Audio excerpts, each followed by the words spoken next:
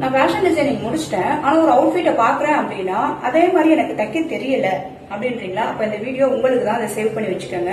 நீங்க ஒரு அவுட்ஃபிட்டை பாக்குறீங்க அப்படின்னா ஃபர்ஸ்ட் அதோட பேட்டர்னை டீகோட் பண்றது கத்துக்கங்க. இப்போ ஒரு ஷோரூம் போயிட்டீங்க, ஒரு அவுட்ஃபிட் பாக்குறீங்க.